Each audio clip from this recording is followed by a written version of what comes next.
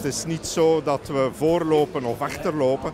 Het is zo dat er voorbeelden zijn waar we voorlopen en dat er voorbeelden zijn waar we achterlopen. Wanneer we kijken naar de financiële sector, wanneer we kijken naar wat bankgroepen, ik denk aan KBC, ik denk aan ING en anderen doen, dan is het inderdaad you ain't seen nothing yet. Maar het is voor iedereen hetzelfde. En ik verwijs daarbij altijd ook graag naar het boek van Brynjolfsson en McAfee, The Second Machine Age, waar ze heel duidelijk aantonen dat digitalisering in de dienstensector de volgende grote doorbraak is die volop bezig is vandaag. Maar dat betekent dat er eigenlijk overal in alle Europese landen, maar ook in de Verenigde Staten, want we kijken vaak naar de Googles en de Facebooks van de wereld en die hebben inderdaad hun verdiensten.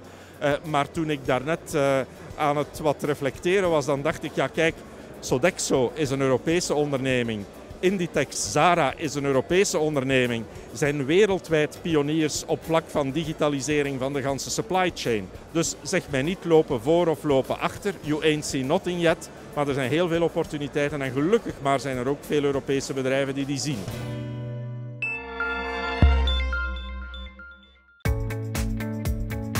Yos Hybride, une filiale du groupe Yos, s'occupe de la communication de données transactionnelles.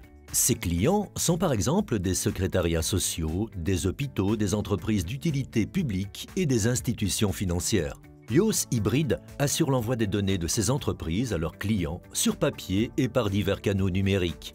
Elle collabore en cela avec un centre de données externe. Wij hebben gekozen voor LCL als hooggespecialiseerd datacenter hier in België, omdat wij onze dienstverlening voor onze klanten moeten garanderen 7 dagen op 7, 24 uur op 24.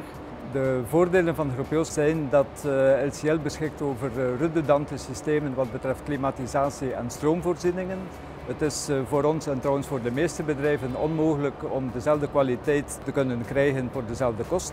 Daarnaast hebben we de keuze tussen verschillende telecomoperatoren. Les entreprises optent de plus en plus souvent pour ce que l'on appelle le housing dans le centre de données.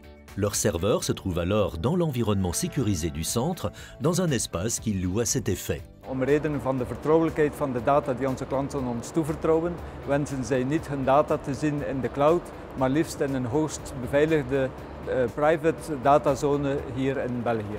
Dans le monde numérique d'aujourd'hui, les collaborateurs souhaitent pouvoir consulter en continu leurs courriels et les applications de leur entreprise. Les clients veulent acheter en ligne ou télécharger un formulaire de constat d'accident à toute heure du jour. Les systèmes des entreprises doivent donc être disponibles 24 heures sur 24 et 7 jours sur 7. Klanten zoeken businesscontinuïteit. Wij hebben alles ontdubbeld, dat wil zeggen, als er systemen zouden uitvallen, dat onze backup systemen die opnemen. Verder testen wij elke maand onze backup systemen naar de goede werking door er de stroom af te halen. Allereerst zijn wij een Tier 3 datacenter. Verder hebben wij de ISAE 3000, ISAE 3402 van het type 2, ISO 27001 en ISO 14001. Al deze certificaties die bieden de klanten de zekerheid dat ze bij ons in een professioneel en veilig datacenter zitten.